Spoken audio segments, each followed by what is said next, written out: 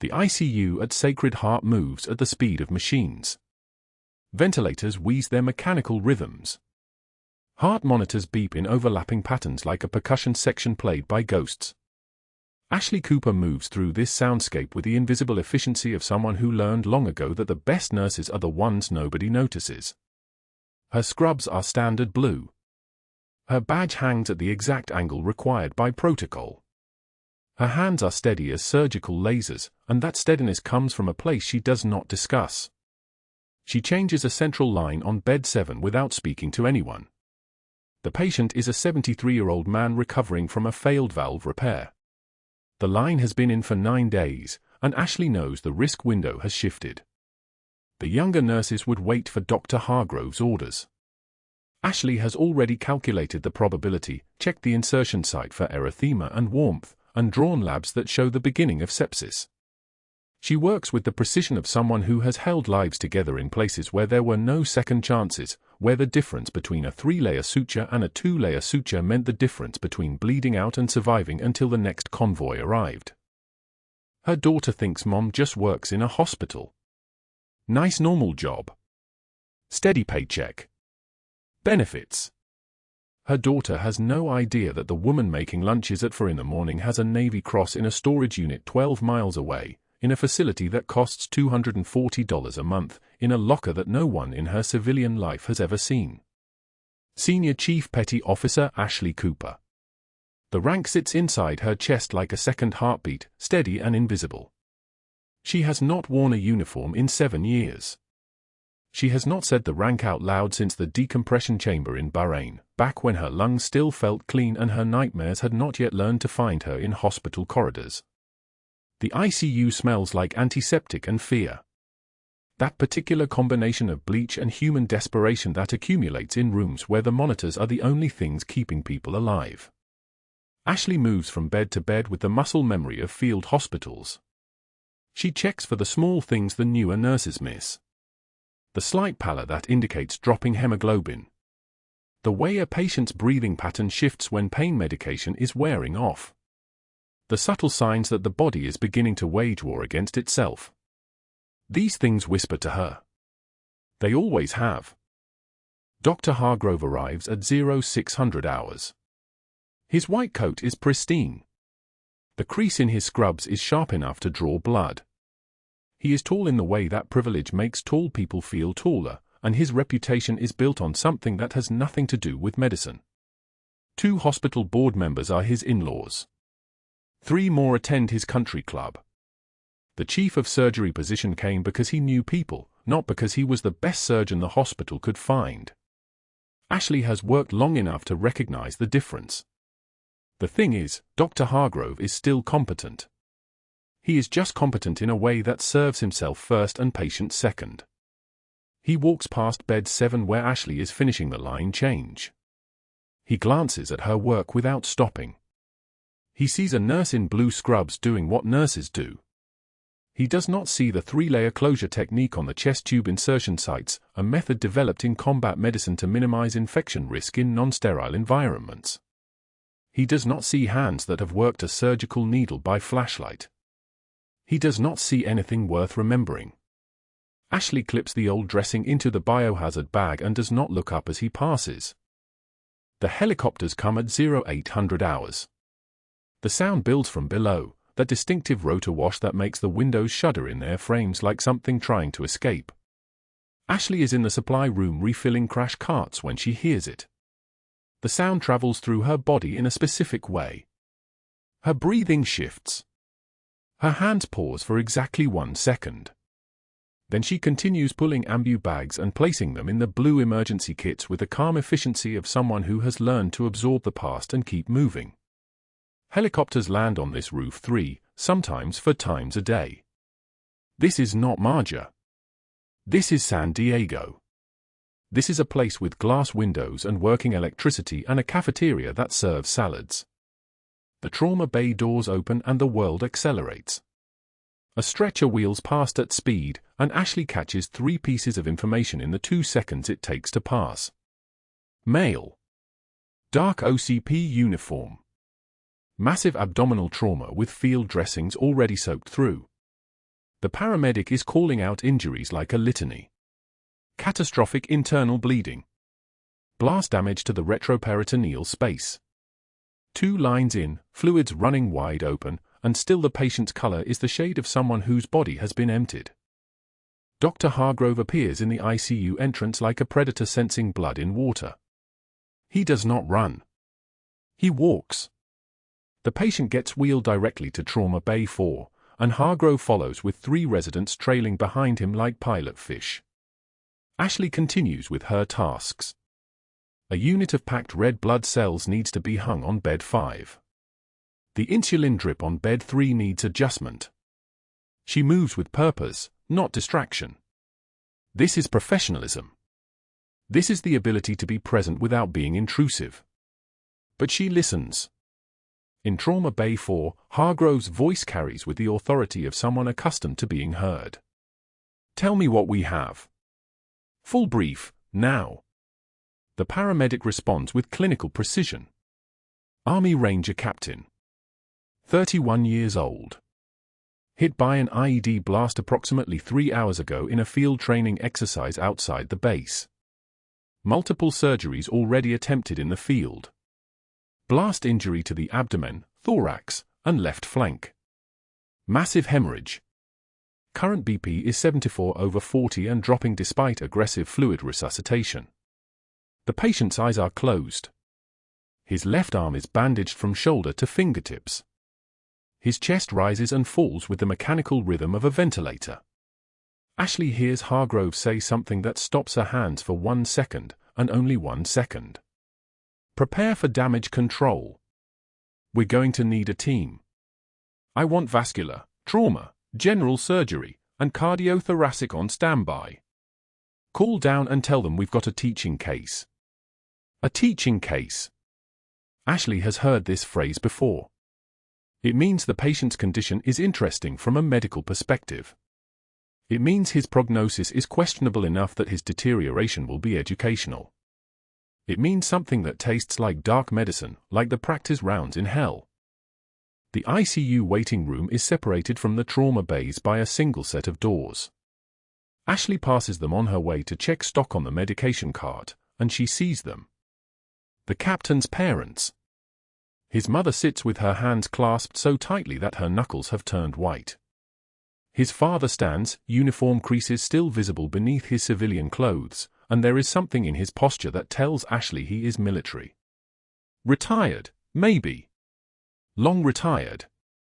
But his back is straight in the way only service teaches, and his jaw is set with the specific tension of someone waiting for news he does not want to receive.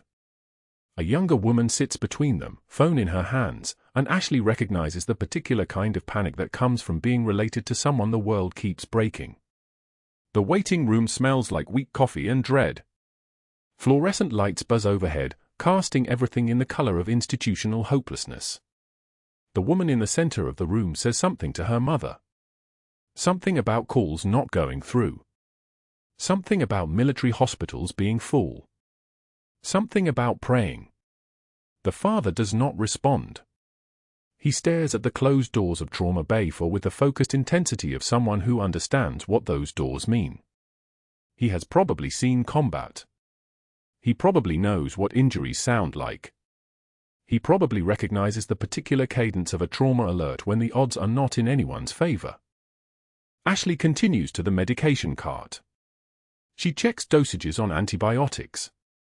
She scans syringes for expiration dates. She does all the things that nurses do in the background of other people's emergencies. But her peripheral awareness is tracking the trauma bay. The activity level. The number of staff members being called in. The way Hargrove moves with the confidence of someone who does not question his own authority. What she does not know is that the next 18 hours will include 12 different doctors. 12 different specialists cycling through Trauma Bay 4 like a revolving door of white coats and competing opinions. 12 different assessments that all arrive at the same conclusion. That this captain is unsalvageable. That his injuries are too severe. That the resources required to keep him alive should probably be allocated elsewhere. 12 rejections, one after another, each one a small death, each one a decision to give up before the body has actually quit. But Ashley does not know this yet. She refills the code cart with fresh supplies. She checks the defibrillator pads. She labels each for pump with her initials and the current time. She works with the kind of methodical focus that comes from 7 years of burying her past deep enough that it cannot touch her present. The captain is just another patient. Just another emergency. Just another battle being fought in rooms she will pass but probably never enter. The morning shift changes over to the day shift. Ashley sits in the break room for exactly 12 minutes. She eats a protein bar that tastes like cardboard. She drinks black coffee that tastes like warning. She reads nothing on her phone.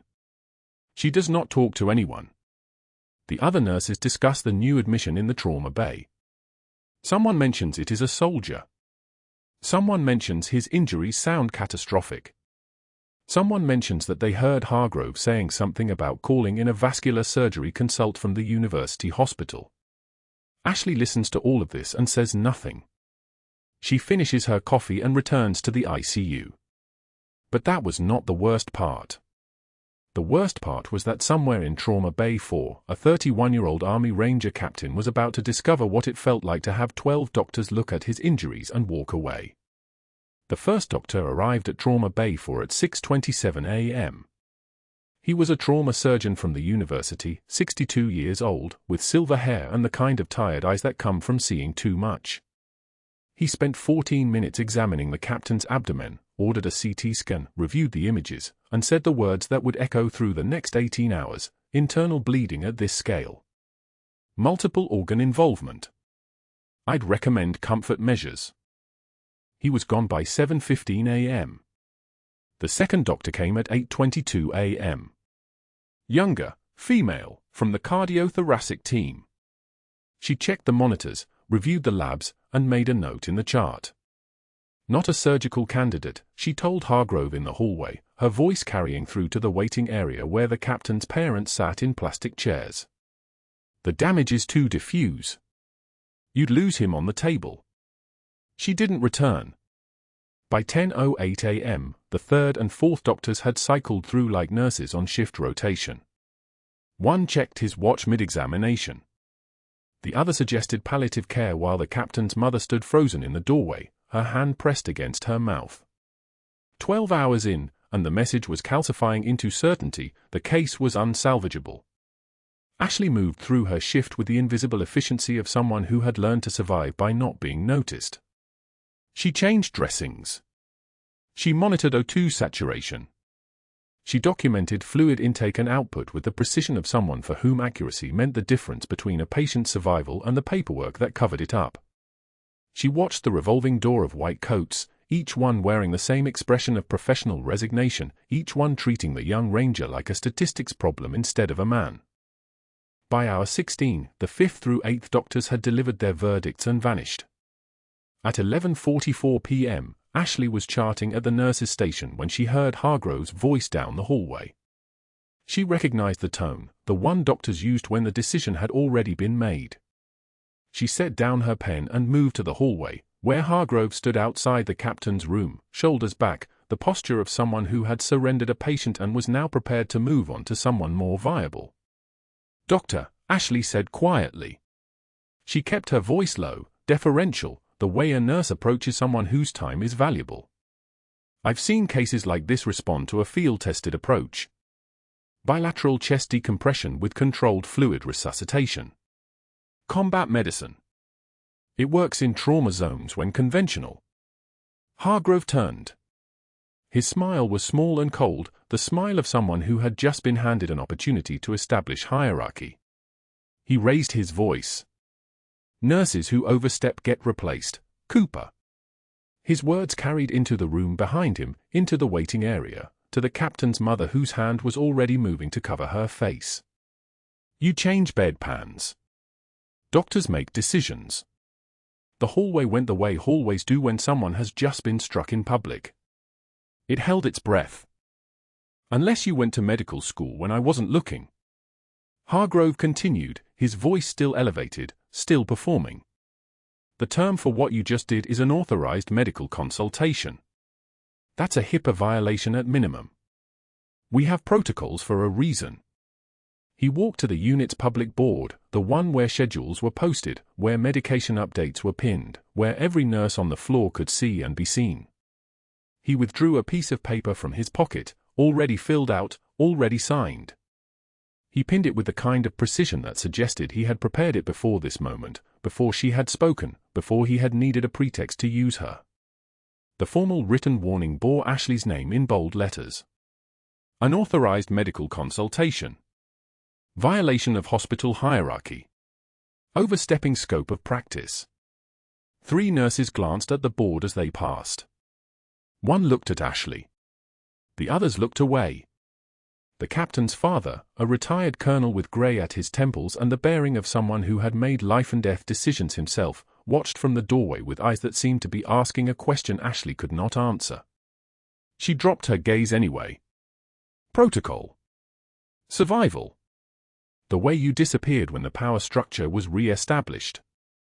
The next day, at lunch, Ashley carried her tray to the break room. The fluorescent lights hummed above her like insects suspended in resin. She sat at the table nearest the window, where the light was better and the view of the parking lot gave her somewhere to look that was not at another person's face. One by one, 7 staff members picked up their lunches and left. Not aggressively. Not dramatically. Just the small, practiced movements of people who had decided, collectively and without discussion, that proximity to her was now a liability. A nurse from orthopedics. 2 from the ICU. A respiratory tech. An administrative assistant. A resident who had never spoken to her before. A lab tech she had worked beside for 3 years. Gone. The 8th person, an older nurse named Patricia, 58 years old with calloused hands from decades of holding other people's suffering, stayed. She unwrapped her sandwich slowly, deliberately, as if the act itself was a statement. Patricia had been a field nurse in Korea, though she never spoke about it unless directly asked. She knew things about survival that didn't appear in textbooks. Ashley felt the tear before she saw it coming. One tear. Just one. It tracked down her cheek while her face remained perfectly still, her jaw locked, her breathing steady. She reached for a napkin and wiped it away with the precision of someone removing a smudge of blood from a surgical glove. "I've been left behind in worse places than this," Ashley said. Her voice was level. The kind of calm that comes from having already decided not to break. Patricia didn't respond. She just ate her sandwich and stayed. That afternoon, a man in military uniform appeared at the nurse's station. He wore the patch of the 75th Ranger Regiment on his shoulder, faded from deployment, real. Ashley recognized the insignia immediately, the kind of patch you see in combat zones, not in hospital corridors. He was visiting the captain, someone from the regiment who had driven down from Fort Benning to sit with a brother in arms. He was a combat medic. 28, maybe 30, with the particular way of moving that came from training and muscle memory and the kind of weight that didn't show on a scale. Ashley was changing the captain's chest tube when he appeared in the doorway. She was performing a 3-layer suturing technique, something taught in the field, something designed for speed and precision under conditions where sterile fields were suggestions and infection was a secondary concern. The first layer caught the muscle. The second layer caught the fascia. The third layer caught the skin with sutures spaced exactly 3 mm apart, the kind of closure that would minimize scarring and maximize function. The medic stopped mid-conversation with another visitor. He stared at her hands. "Where the hell did a civilian nurse learn to close like that?" he whispered. His voice carried the weight of someone who had seen that technique before, in places where it mattered more than anywhere else. Where closure technique meant the difference between a soldier walking out of a field hospital or being carried out. That's not what they teach in nursing school. Ashley's hands froze for exactly 1 second. The suture needle hung suspended between the layers of tissue, neither inserted nor withdrawn. Her breath stayed level. Her expression didn't change. She finished the final suture, knotted it off with the same precision she had demonstrated in every stitch before it, and walked away without answering. The medic watched her go, and something in his face shifted. Recognition. The kind that came too late, but came nonetheless. By the time the 8th through 12th doctors cycled through the captain's room over the next 9 hours, the narrative was locked. Each examination lasted less time than the previous one. Each conclusion was more certain.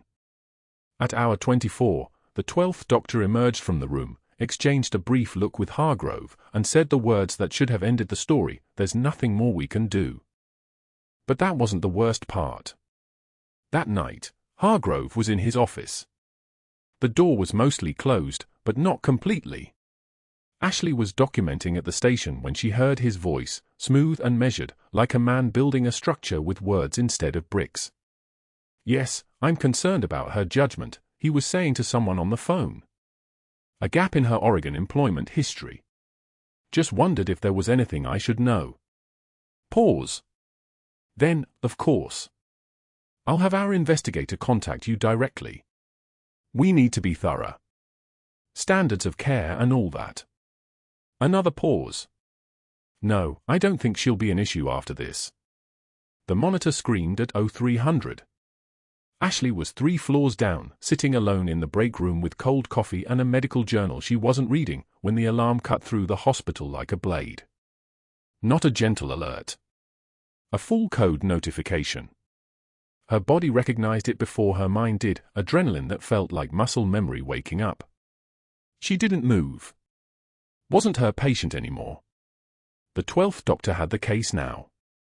Dr. Silverman, fresh from his rotation, probably already reviewing discharge paperwork because that's what they all did. One look at the labs, one glance at the catastrophic internal bleeding, and they'd already decided, not viable.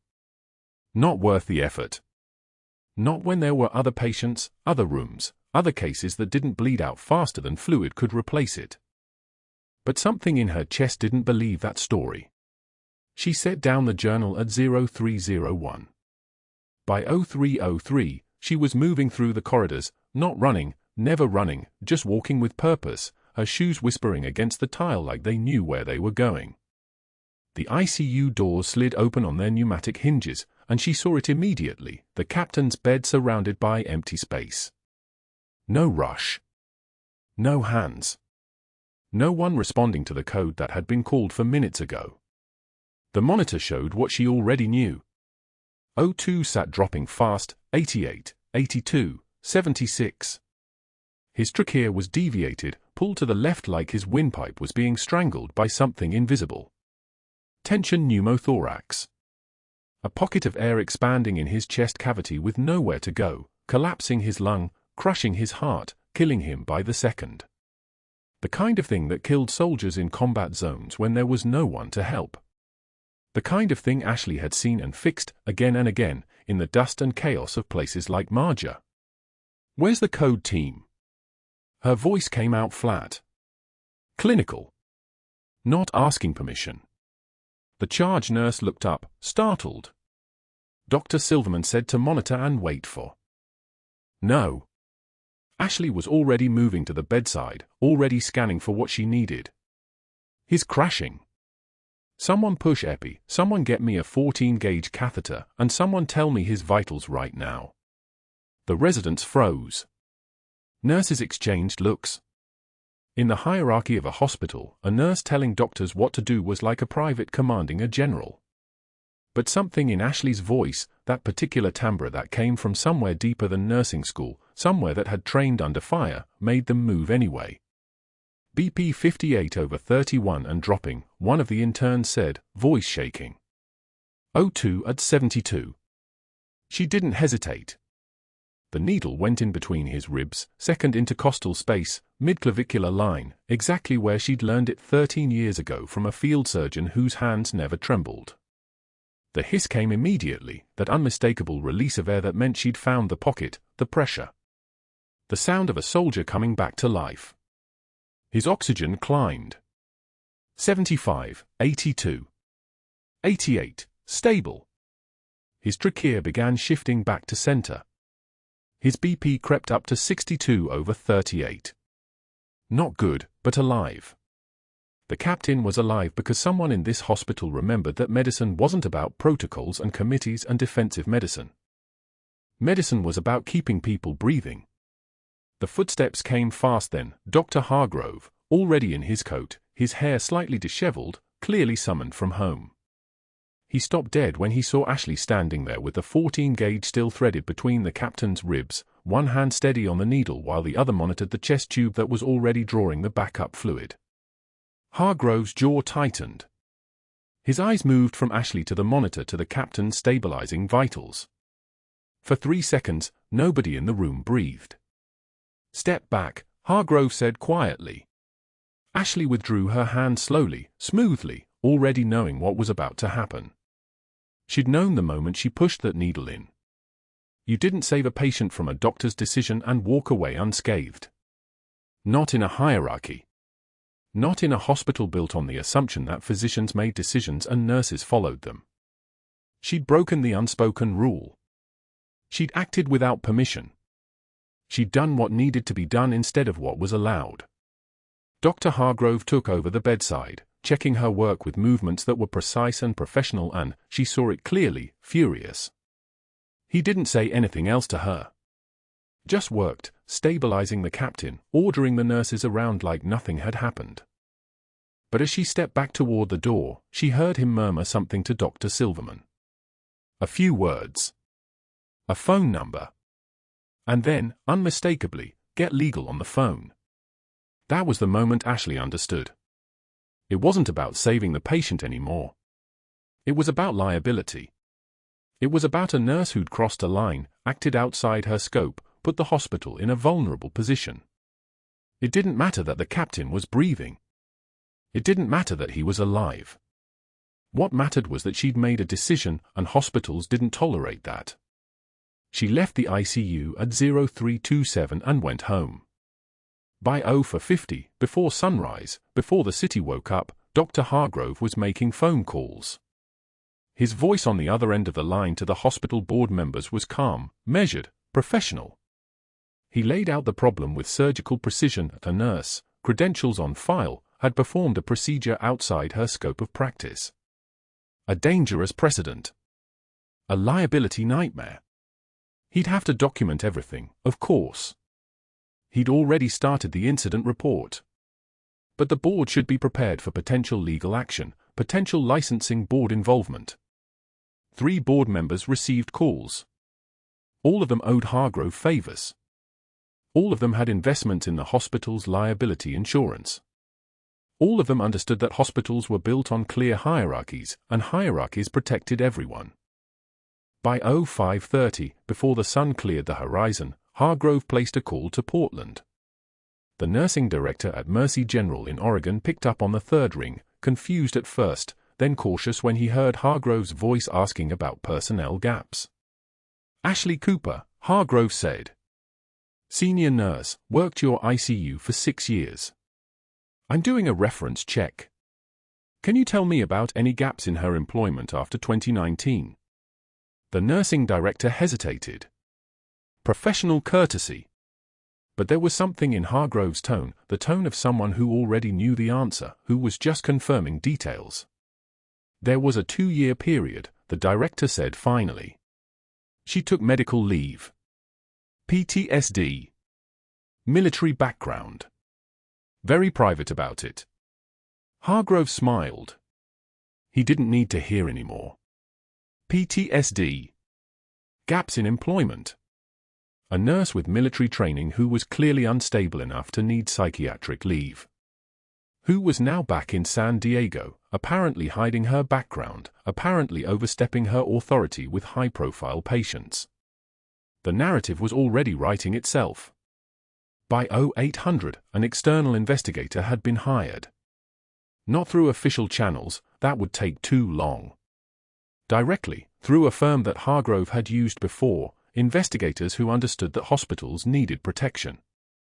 They'd begin auditing Ashley's patient files from the past 6 months. Every medication she'd administered. Every procedure she'd assisted. Every decision she'd been involved in.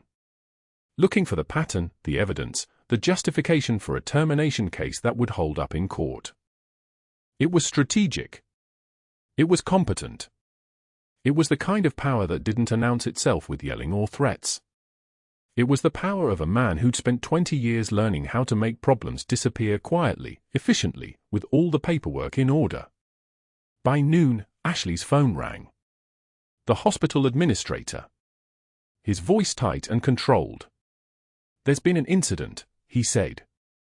"Dr. Hargrove has filed a report about an authorized medical intervention. We need you to come in and provide a statement." She didn't respond immediately. In the silence, she could hear the fluorescent lights in her kitchen humming their steady, purposeless song.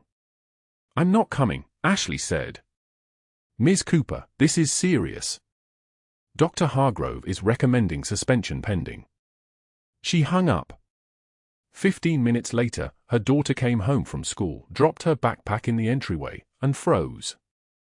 Mom was sitting at the kitchen table in her scrubs, still in her scrubs, at 1,400 hours, which never happened. Her hands were wrapped around a mug of coffee that had gone cold hours ago. "Mom." Her daughter's voice was careful. Frightened. "Why are you home?" Ashley couldn't answer. The truth sat in her chest like something heavy, something that had been locked away for 6 years, ever since she'd stopped wearing the uniform. The truth about Marjah, about the patient she couldn't save, about the nightmares that still woke her at 0300 with her hands shaking. The truth about why she'd left the Navy, left the uniform, left the title of Senior Chief Petty Officer behind in a box in her closet, next to her dress blues and the commendation medals she couldn't bring herself to look at. Her daughter was still waiting for an answer. "Just a bad day, honey," Ashley said, and felt the weight of the lie like a physical thing. At Sacred Heart, the captain's vitals were dropping again.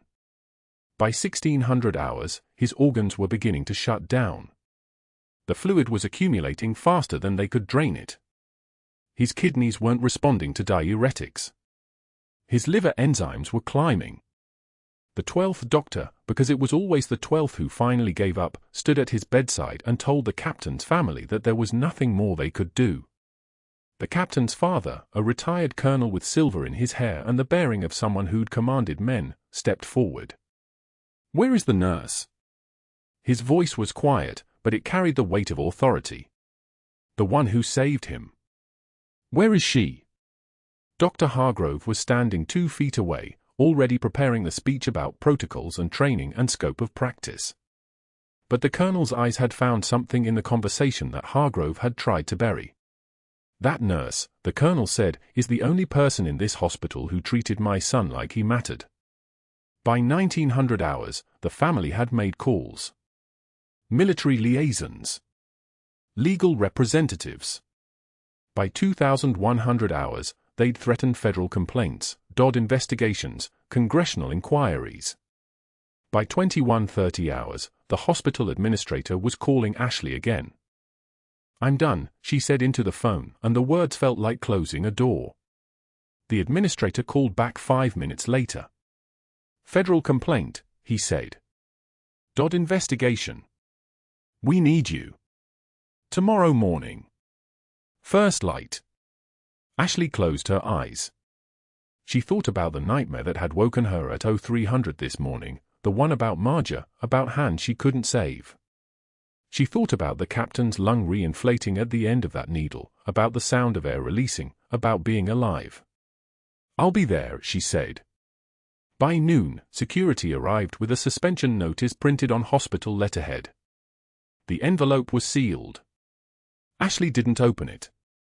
She placed it on the locker shelf next to the photograph of her daughter at age 7, before everything changed, before Marjah, before the nightmares learned her name.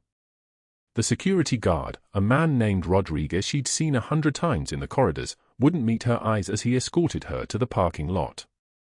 Neither of them spoke. The December rain fell cold and sharp against her face like punishment she'd already accepted years ago. At 4:48 p.m., the kitchen table held the last light of the day. Ashley sat in her damp scrubs because she couldn't find the energy to change, to shower, to be anything other than suspended between the person she'd built and the person she used to be. 15 years of invisible efficiency had taught her how to disappear. Now she was learning how to be seen and discarded in the same 8 hours. The front door slammed. Her daughter, Marjah, dropped her backpack with the heaviness of high school and homework and teenage certainty that the world worked in predictable ways. She froze in the kitchen doorway, her eyes moving from her mother's face to the kitchen clock to the dark ICU uniform still clinging to Ashley's skin like evidence. "Why are you home?" "It's 4 o'clock. Ashley couldn't construct the sentence. She'd never constructed it.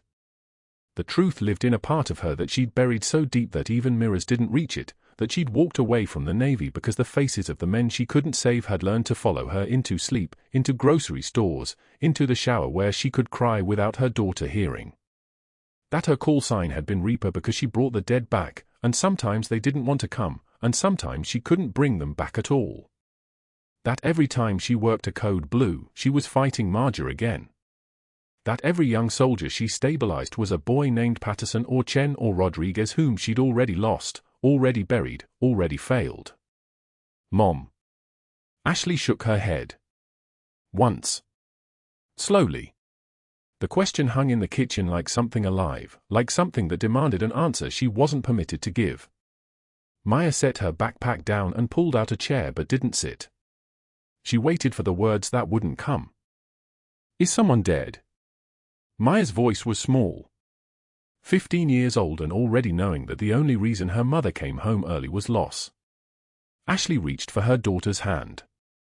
She couldn't say it.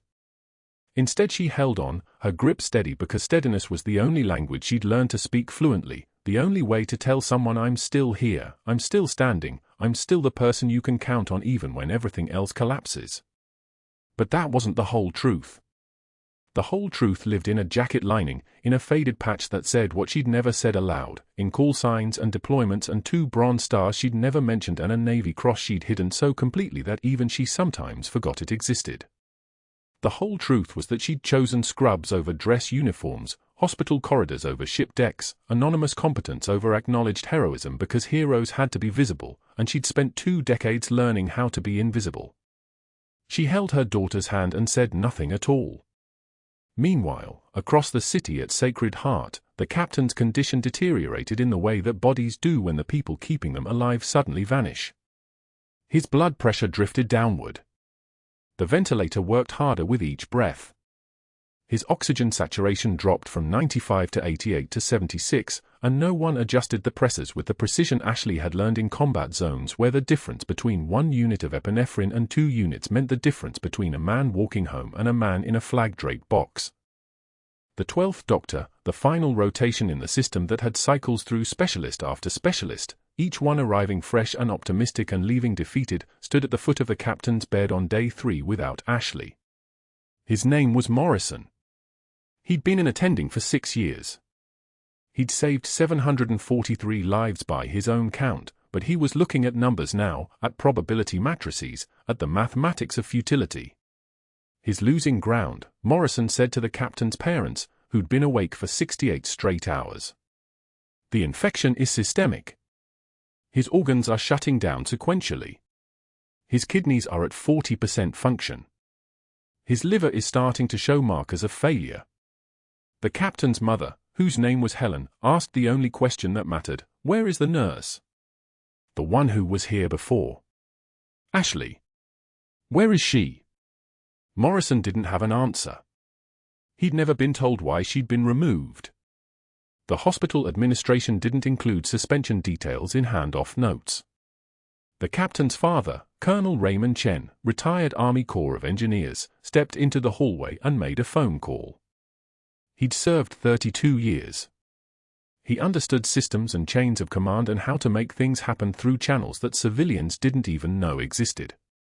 His son had always been the same way, methodical, relentless, unwilling to accept failure as an option. "I want to know where the nurse went," the colonel said into his phone. "And I want the hospital administrator in my son's room in 1 hour, or I'm calling JG and the Pentagon both." The threat wasn't delivered with anger. It was delivered with the calm precision of a man who'd already survived impossible things and had nothing left to lose. 2 days after being escorted out by security, Ashley's phone rang at 6:02 p.m.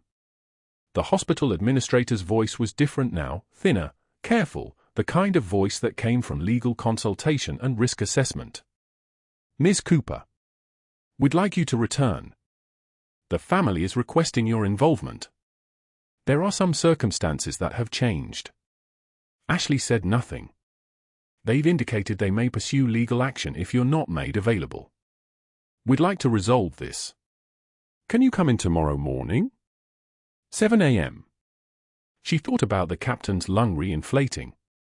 She thought about the sound air makes when it's finally allowed to enter where it shouldn't have been trapped. She thought about 12 doctors who'd given up and 1 nurse who'd been suspended for refusing to. "Yes," Ashley said. The line went dead. That next morning, she moved through Sacred Heart's corridors like a ghost permitted to haunt familiar ground. The ICU felt different now. Word had spread through the hospital in the way information always spreads, through staff emails, through break room conversations, through the kind of institutional knowledge that moved faster than official channels. People stared. Some of them looked ashamed. Others looked angry. A few looked curious, the way people look at someone they'd misjudged. The captain's room was different too. His parents stood vigil in matching chairs that someone had brought in. Helen Chen's hand rested on her son's shoulder. The captain was awake, though barely, his eyes moving in their sockets like a man watching something no one else could see. Ashley stepped to the bedside and began the work. Methodical. Precise. Her hands moved like they'd been taught in combat medicine courses and refined across 3 deployments and sharpened by muscle memory that time couldn't dull. She adjusted the ventilator settings, recalibrated the pressure support, checked the chest tubes for the kind of quiet malfunction that killed people slowly while everyone waited for something dramatic. She repositioned the lines with the 3-layer technique that no civilian nurse should have known, the kind of work that belonged in field hospitals under fire, not in San Diego. 2 hours into her presence, the captain's blood pressure stabilized. His oxygen saturation climbed. The numbers started moving in the right direction again, the way they had when she was the one holding the line. She reached for a clean dressing on the overhead shelf. Her jacket shifted with the movement. The lining, worn thin from 18 years of being worn against her skin, tore slightly.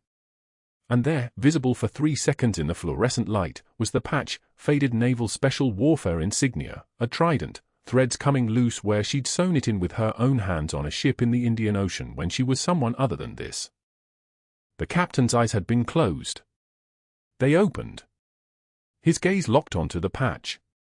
His entire body went still. His lips moved, forming words slowly, as if speech was something he had to remember how to do. One word came out, barely a whisper, but it moved through the room like electricity. "Reaper." Ashley's breath caught. Her hands went completely still. The colonel stepped forward slowly. He stared at the patch. Then he stared at Ashley's face, the calluses on her hands, the way she held herself, the kind of invisible authority that only came from having made life-and-death decisions without the luxury of second-guessing. "Senior Chief Petty Officer," he said. Not a question. A recognition. The room went silent. The ventilator wheezed its mechanical rhythm. The heart monitor beeped in steady intervals. A trauma nurse, name tag reading Rivera, pulled up her phone with trembling fingers. She accessed the hospital database, then something else, somewhere deeper. Her voice shook as she read aloud, "Senior Chief Petty Officer Ashley Cooper.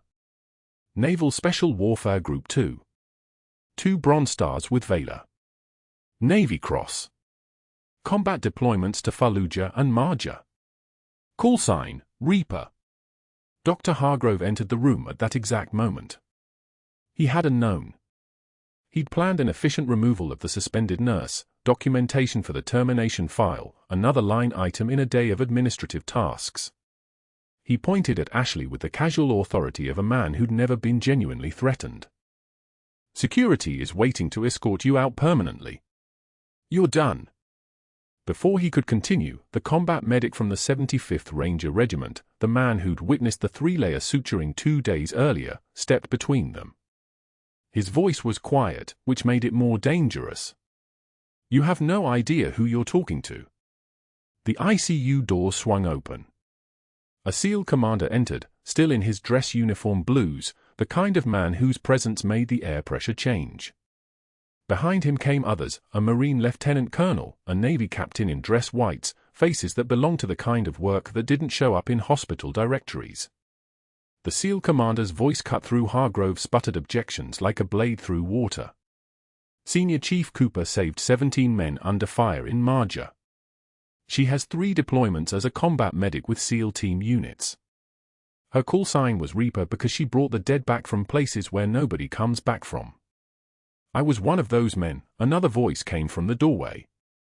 A Navy SEAL officer stepped forward. I wouldn't be standing here without her. I wouldn't have a daughter.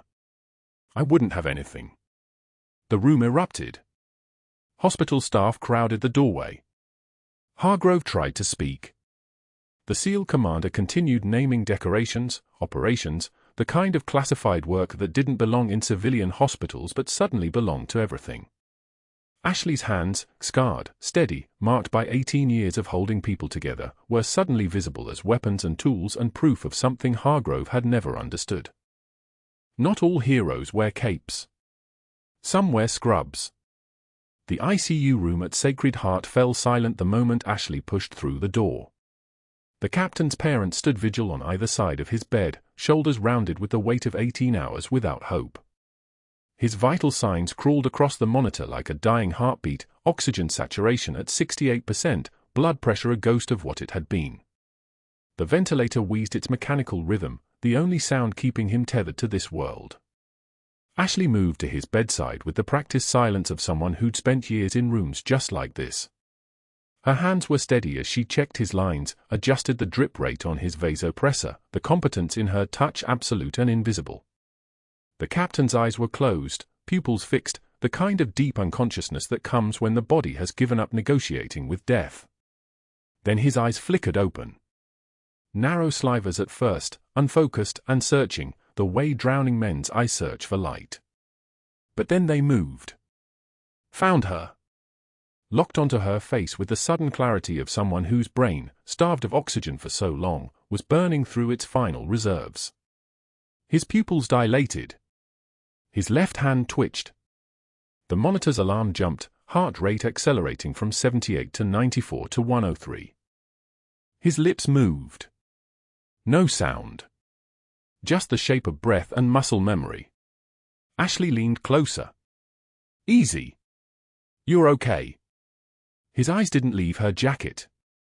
Specifically, the tear in the lining near her collar where the fabric had worn through over months of night shifts. Through that tear, visible only if you knew to look, was a patch. Faded. Navy blue with gold embroidery. A naval special warfare insignia no bigger than a postage stamp, sewn inside by hands that had trembled then but didn't tremble now. The captain's lips formed a word. Barely a whisper. Barely a breath. Reaper. The room contracted. His mother's hand flew to her mouth. His father, a man with the bearing of someone who'd worn bars on his shoulders and meant it, stepped forward. The retired colonel's face had gone pale, the color draining like someone had pulled a plug. He looked at the patch. Looked at Ashley's face. Looked back at the patch. Senior Chief Petty Officer, he said. Not a question. A recognition. The voice of someone speaking to a rank they'd spent a lifetime understanding in the marrow of their bones.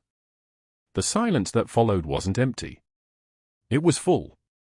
It was the kind of silence that happens in military spaces when everyone suddenly understands they've been standing in the presence of something they couldn't name. A nurse from the trauma unit appeared in the doorway, her hands trembling as she held a manila folder. She'd run. That was obvious from the way her scrubs clung damp to her shoulders and the sweat at her temples. She opened the folder with fingers that barely obeyed her commands and began to read, her voice shaking like she was announcing someone's death. Bronze Star for Valor in Combat, Helm and Province, 2009. She paused. Drew breath. Second Bronze Star, same province, 2011. Navy Cross for actions during Operation Enduring Freedom, Marjah District, 2012. Each medal hung in the air like a separate truth. Like lies the room had been told for weeks suddenly correcting themselves. The captain's father gripped the bed rail. His jaw clenched so hard Ashley could see the muscle working. "You were at Marjah," he said. Not a question either. A verification. A man putting pieces together that he'd been waiting all his life to see fit. The door swung open again. This time it was Commander Marcus Holloway, the SEAL Team 3 officer who'd arrived at Sacred Heart 48 hours earlier to sit with a dying soldier he'd trained. Holloway was 6'3" with the kind of presence that made the air pressure change, and when he saw the patch, when he understood what the trembling nurse had just read into the room's oxygen-depleted atmosphere, he moved to Ashley's side like he was taking up a position in a firefight. "Senior Chief Petty Officer Ashley Cooper," Holloway said, his voice cutting through like a blade. "2 Bronze Stars. Navy Cross." He turned to Dr. Hargrove, who'd appeared in the doorway behind the nurse, his face already rearranging itself into something defensive and desperate. "You tried to fire a decorated combat veteran for applying field medicine to a soldier in her care." Hargrove's mouth opened. "Closed. Protocol demands that all medical consultation." "I don't give a damn about your protocol," Holloway said. The words came out soft. That was the terrifying part. Soft, but weighted like artillery. The lobby doors of Sacred Heart opened 12 minutes later. General Margaret Soto, 2 stars riding her shoulders like actual weight, walked through with the kind of stride that made security personnel step back without being asked. Behind her came a Navy JG officer in dress uniform, papers already in hand. Behind them came CNN cameras, a producer gesturing frantically to get angles on the hospital entrance, the parking lot, the structure of the building itself. Soto took the elevator to the ICU without speaking to anyone. She didn't need to. Her presence was the conversation. She entered the captain's room and looked at the assembled staff, the residents, the attending physicians, the nursing staff who'd cycled through 18 hours of abandonment and silence. Then she looked at Hargrove, who'd positioned himself near the captain's monitor as if proximity to the patient could absolve him of what he'd done to reach that patient. "Dr. James Hargrove," Soto said. Her voice was the kind of calm that precedes avalanches. "You are terminated effective immediately from your position as Chief of Surgery at Sacred Heart Hospital. You are terminated for obstruction of care to a decorated service member by a combat-experienced Senior Chief Petty Officer. You are terminated for retaliatory action against nursing staff for providing life-saving intervention. The Navy Medical Board will be reviewing your medical license. The State Medical Board has been notified. You will not practice medicine in California pending investigation." Hargrove's face went the color of spoiled milk. He tried to speak. His lips formed shapes that weren't words. "Your personal effects will be mailed," Soto continued. "You have 30 minutes to leave this hospital. Security will escort you." The silence that followed wasn't the absence of sound. It was the presence of consequence. It was the sound of a man's entire institutional foundation collapsing in real time, live on camera, with 2 Navy officers and a 2-star general as witnesses. Ashley stood beside the captain's bed. Her hand rested on his shoulder.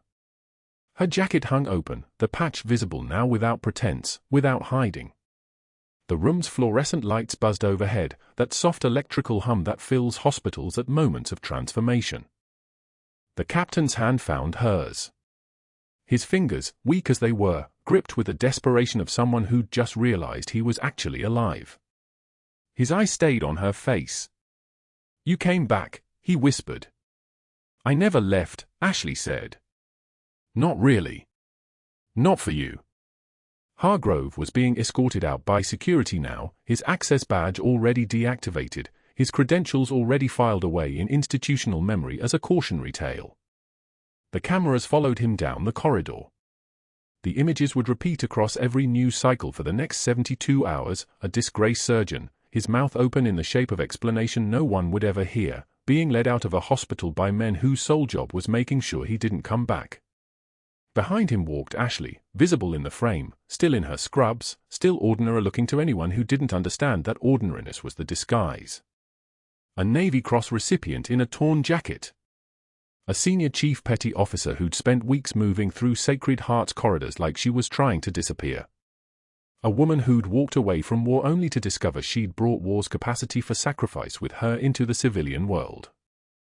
The captain's mother was crying now, but not the tears of 18 hours ago. These were tears of understanding. Tears of gratitude for something she couldn't even articulate yet, the fact that her son hadn't been saved by the 12 doctors who'd walked away, but by a woman who'd worn her credentials inside her jacket like a secret weapon, waiting for the moment when the choice would be between staying hidden or letting someone die. Ashley adjusted the captain's oxygen, checked his drip rate, her movements flowing into the practiced rhythms of care. The room settled. The monitors beeped their steady confirmation of life continuing against all odds. Outside, General Soto was speaking to the cameras, her words already becoming the story that would replace the one Hargrove had tried to write. But in the ICU room, in the space between the captain's bed and the window overlooking San Diego's morning light, there was something else happening. There was the beginning of recovery. There was the restoration of dignity. There was a woman stepping out of shadow into the plain sight of who she'd always been. The captain squeezed her hand once more, his grip already stronger than it had been an hour ago. "Welcome back, Reaper," he whispered. Ashley's jaw tightened slightly, that small tell, that single muscle twitch that was the only acknowledgement she permitted herself of what had just happened. Then she nodded, and her voice, when she spoke, carried all the authority of someone who'd spent 18 years learning how to make life-and-death decisions sound like simple facts. "The real work starts now, Captain. You're going to walk out of this hospital. I'm going to make sure of it." His eyes closed. But his lips curved slightly, the first smile he'd managed since the explosive device had torn through his convoy in Afghanistan 2 weeks ago. The sun rose higher over San Diego. The news helicopters circled. Inside Sacred Heart Hospital, a new chapter was beginning, one where decorated veterans didn't hide who they were, where nurses with military training were celebrated instead of silenced, where a woman who'd spent so long being invisible finally let the world see exactly what she'd always been. This is the moment that changes everything. But not just for Ashley Cooper. For every veteran working in civilian spaces. For every nurse who'd ever swallowed expertise to avoid conflict. For every hospital that would now understand that the quietest person in the room might be carrying the most dangerous knowledge and the most life-saving compassion. If this story resonates with you, if you've ever been underestimated by someone who didn't know your true value, please like this video and subscribe for more stories about the hidden heroes among us. Comment below, have you ever discovered that someone you knew had a completely different identity hidden beneath the surface? Let's talk about the power of hidden strength.